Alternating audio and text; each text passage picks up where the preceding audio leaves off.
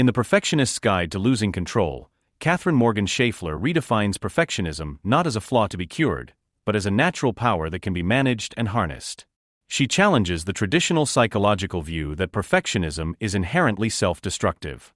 Instead, she identifies it as a form of intense energy that, when misunderstood, leads to burnout and anxiety, but when embraced, can drive creativity and fulfillment. The author argues that trying to stop being a perfectionist is often a futile and frustrating goal. Instead, the focus should be on shifting from maladaptive perfectionism to adaptive perfectionism.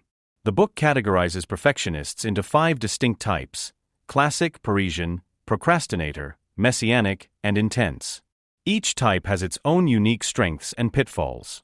For example, classic perfectionists are highly organized and reliable but may struggle with flexibility, while Parisian perfectionists seek ideal connections and appearances, often masking their internal struggles.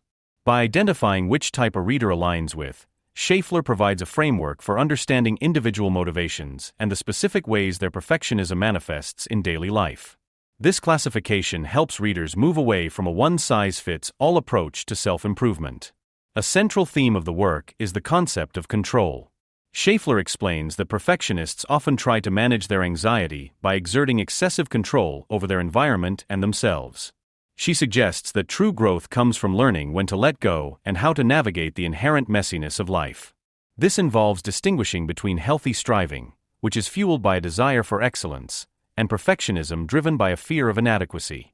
The book encourages readers to develop self-compassion and to recognize that their worth is not tied to their achievements or the absence of mistakes.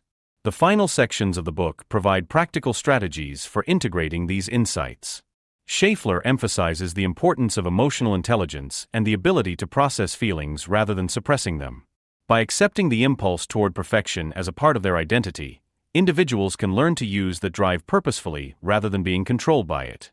The guide serves as an invitation to stop apologizing for having high standards and to start living a more authentic, albeit imperfect, life. Through this perspective shift, perfectionists can find a sense of peace and power that does not rely on being flawless.